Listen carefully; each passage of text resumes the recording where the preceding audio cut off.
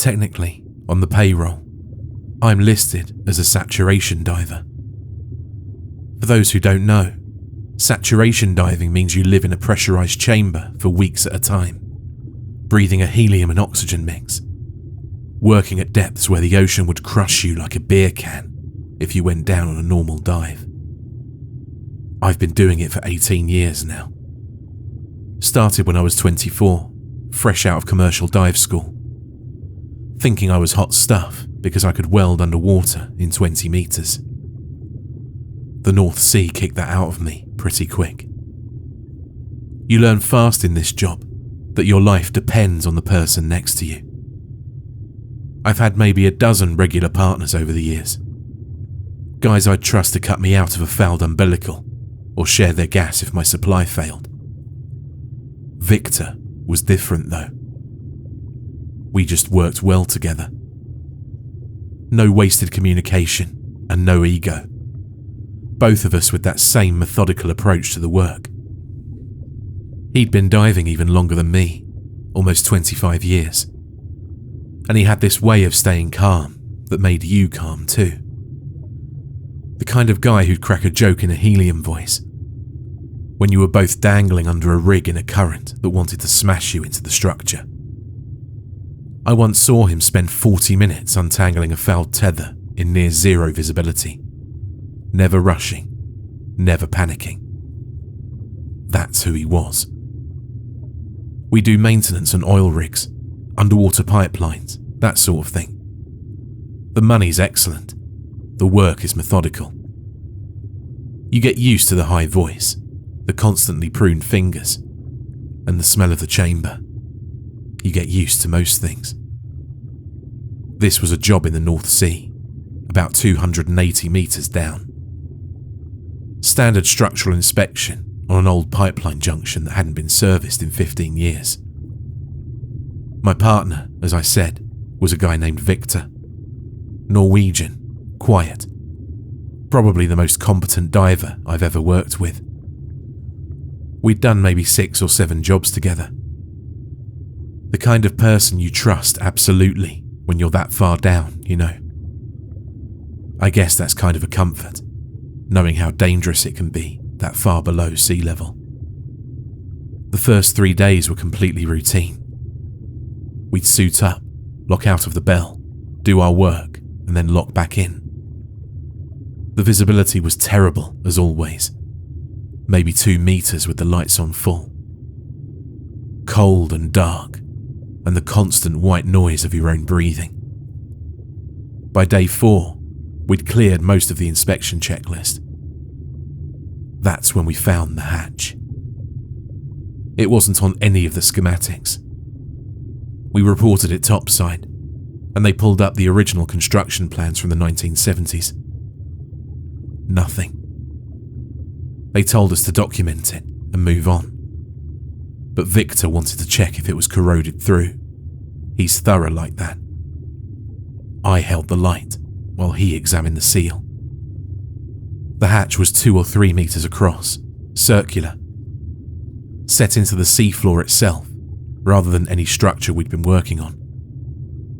Heavy steel, really old design.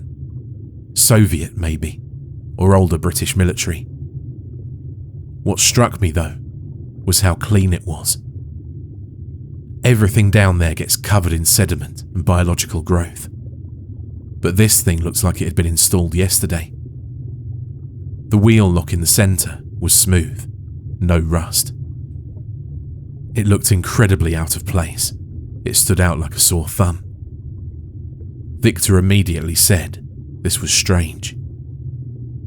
His voice sounded like a cartoon chipmunk because of the helium, which normally would have been funny. But something about his tone made my skin prickle, even through the hot water suit. I told him we should just document it and leave. I don't know why I said that. Maybe I already knew. He was already turning the wheel. It moved easily, as smooth as butter. And I remember thinking that made no sense.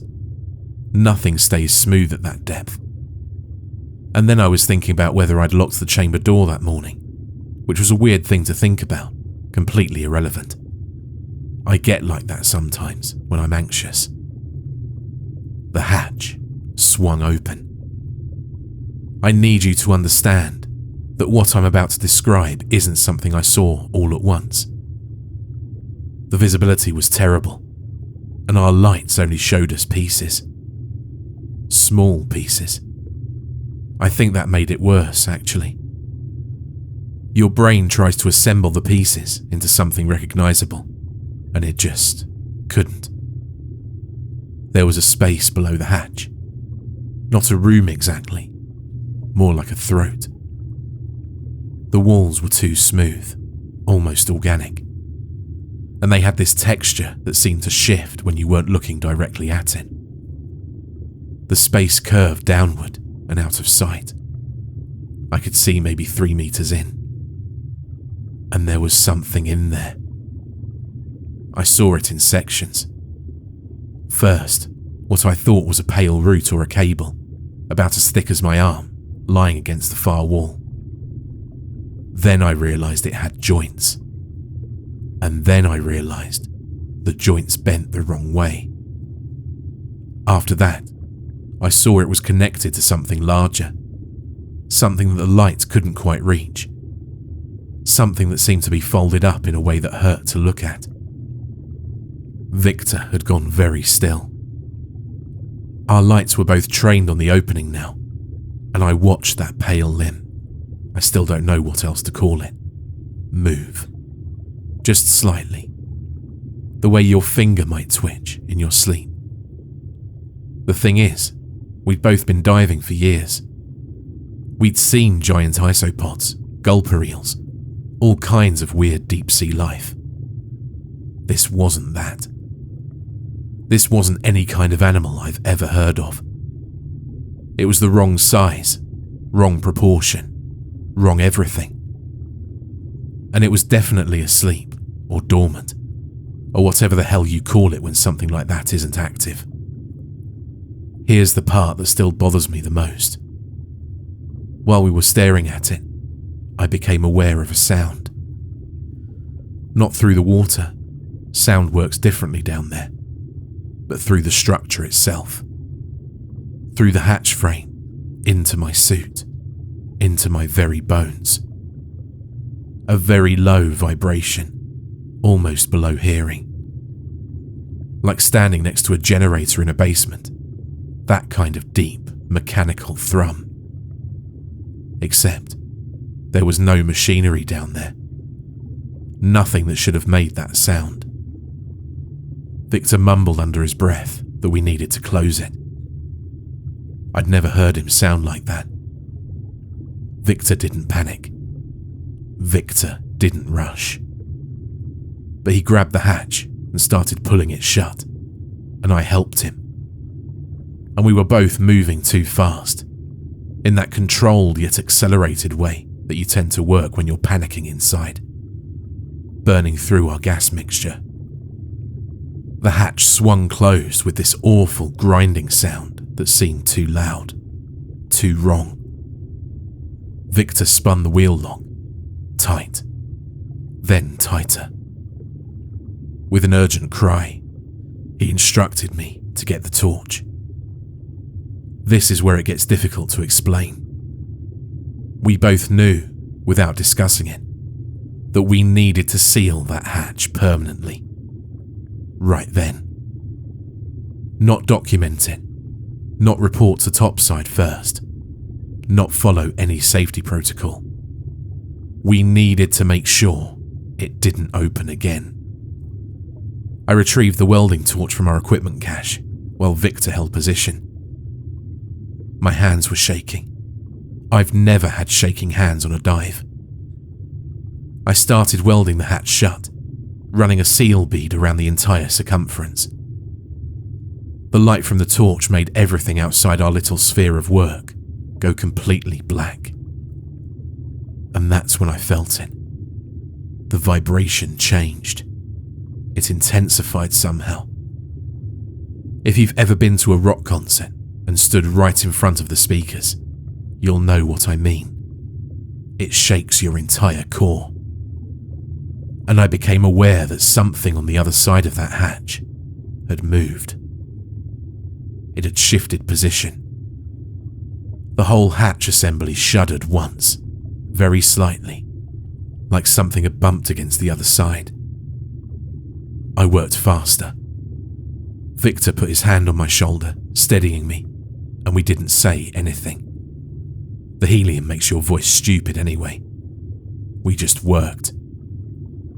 I laid down 3 complete seal beads, overlapping, way more than necessary.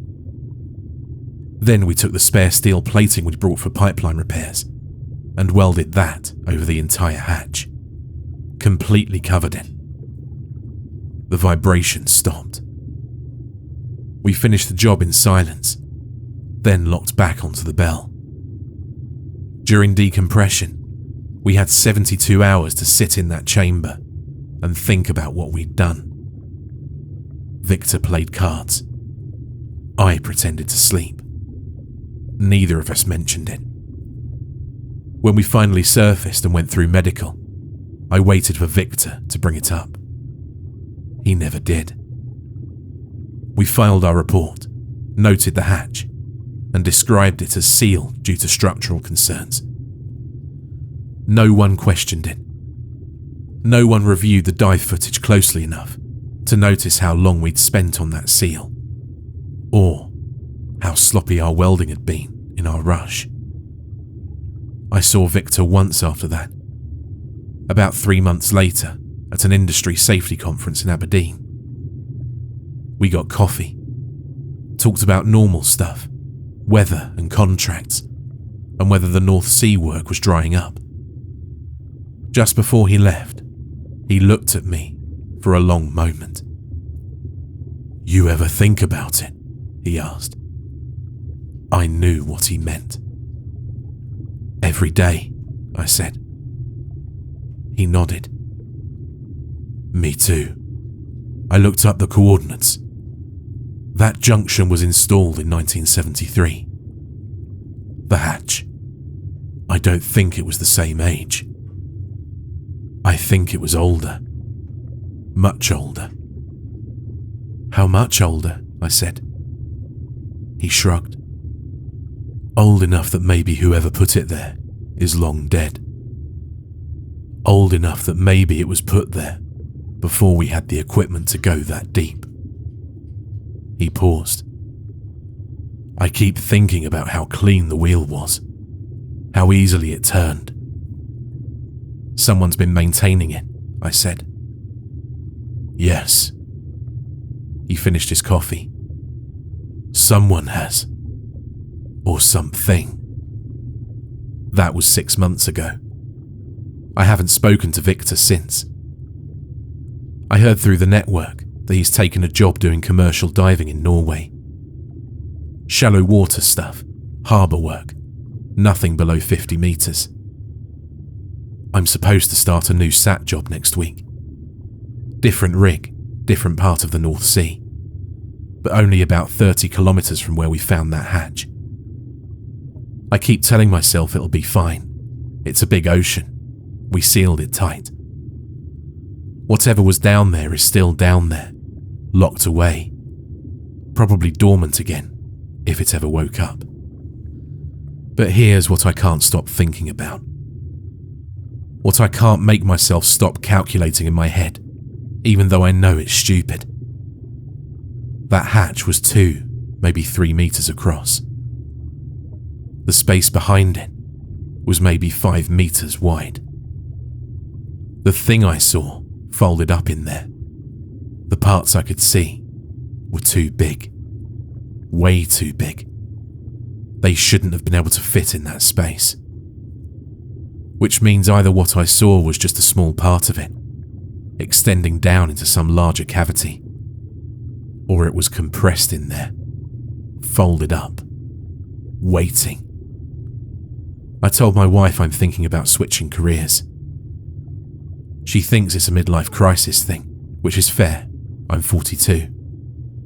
She's been supportive, talking about me maybe getting my teaching certification, doing dive instruction in warm, shallow, well-lit water where you can see the bottom. I haven't told her the real reason. I don't know how to explain that I'm afraid to go back down. Not afraid of drowning or equipment failure or any of the normal risks. I'm afraid of finding another hatch. Afraid that next time it won't be sealed. Afraid that next time I'll see what that thing looks like when it's fully unfolded. Or worse, afraid that next time I'll recognize what it is. I keep having this dream. I'm back in the bell, looking out of the viewport, and I see hatches. Dozens of them. Hundreds. Scattered across the seafloor in a pattern that almost makes sense if you could just see enough of them at once. And in the dream, I understand that we only sealed the one, because that's the one that was opening. But there are so many others. So many waiting to be found by divers who don't know what they're looking at until it's far too late. I'm recording this because I need someone else to know. If something happens to me, or to Victor, or to any other sat divers working the North Sea in grid section N47 Delta, you'll know why. We sealed something in. Past tense. But the seal is only as permanent as the steel, and steel corrodes. Everything corrodes down there, eventually. Everything except that wheel lock. I'm not going on that job next week. I've already made up my mind, even though I haven't told my wife yet. Let someone else go down there. Let someone else find the next one. I just hope they have the sense to weld it shut and not ask any questions. I really, really hope they don't open it all the way.